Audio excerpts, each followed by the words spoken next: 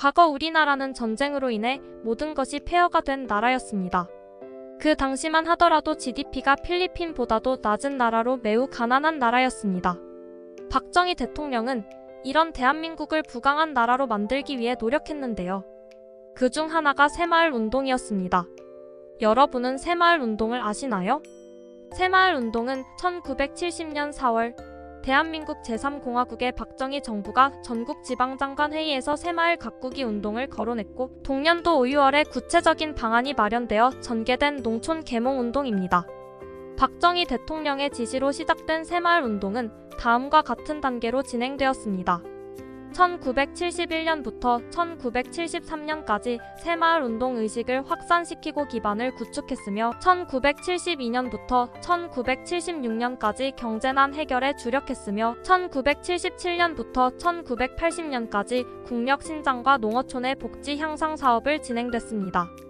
당시 쌍용양회가 생산하는 시멘트 재고가 쌓여서 회사가 힘들어지게 되자 정부가 이 시멘트를 모조리 사들인 상황이었습니다. 이것이 마침 새마을 계획과 결합되면서 전국에 한 마을당 600포씩 뿌리는 식으로 재고를 처리할 수 있었다고 하는데요. 한 마을당 시멘트 600포라니 그 당시 얼마나 많은 재고들이 쌓여 있었는지를 알 수 있는 부분입니다. 당시 새마을운동은 초가집을 없애고 슬레이트 지붕으로 고치면서 서양식 현대화 주택을 건설하기 위해 힘썼고 농기계 같은 첨단 장비를 보급하고 기존 흙길을 시멘트나 아스팔트 길로 포장하여 도시 및 도로 미화 사업을 진행했으며 전기 공급과 전화 보급 사업을 확대했다고 합니다. 시멘트를 배급받은 마을에서 시멘트를 사용하지 않고 내버려 둔다면 다음 지원 대상에서 빼버리는 식으로 마을과 마을 간의 경쟁을 유도했는데요. 자발적으로 열심히 새마을운동을 진행한 마을에 한해서는 철근 같은 자재를 보내면서 국민적인 반응이 커지게 된 것입니다. 이런 식으로 호응을 얻기 시작한 새마을운동은 정부에 의해 전국적으로 확산되어 결과적으로는 현재의 한강의 기적을 만들어냈다고 볼 수 있습니다.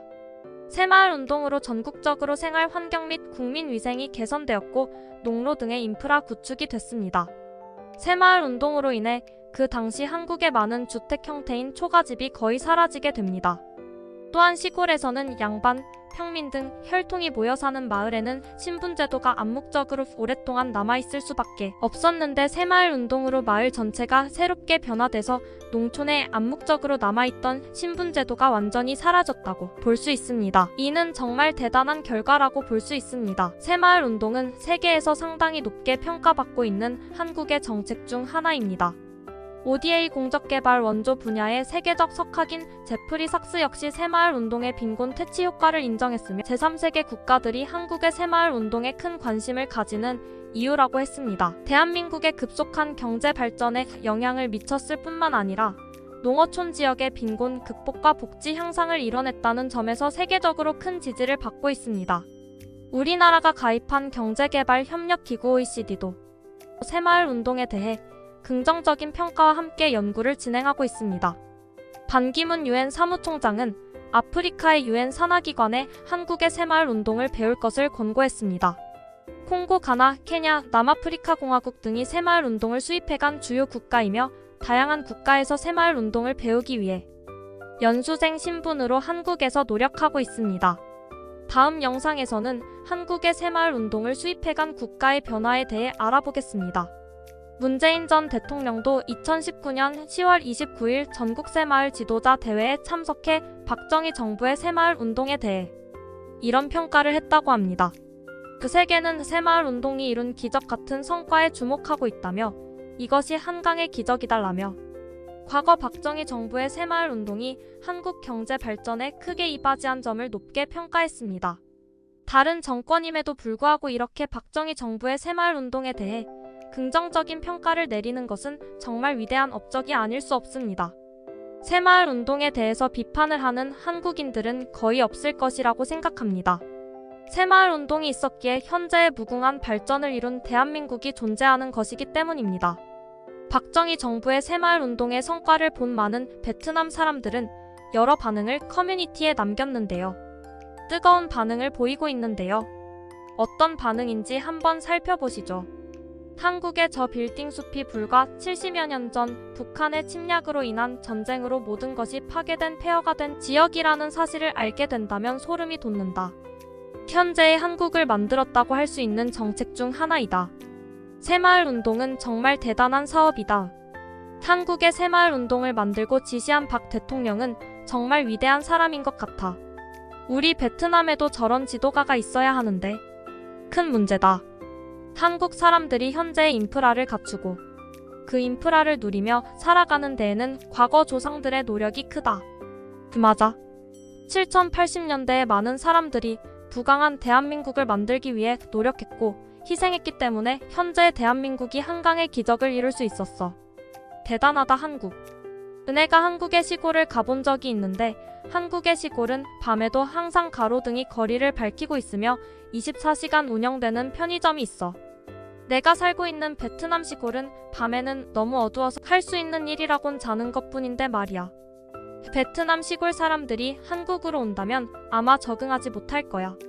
왜냐하면 그들은 항상 밤에 잠자는 일밖에 할 수 없었지만 한국에서는 밤에도 나처럼 뭐든지 할 수 있기 때문이지. 심지어 밤에도 안전한 나라야. 박정희 대통령의 리더십과 실행력이 정말 대단하다. 이것이 지금의 한국을 만들어낸 것이나 다름없어. 한국에도 저런 시절이 있었다는 것이 놀랍다. 믿기지 않는다. 한국의 경제 발전 속도는 충격적이다.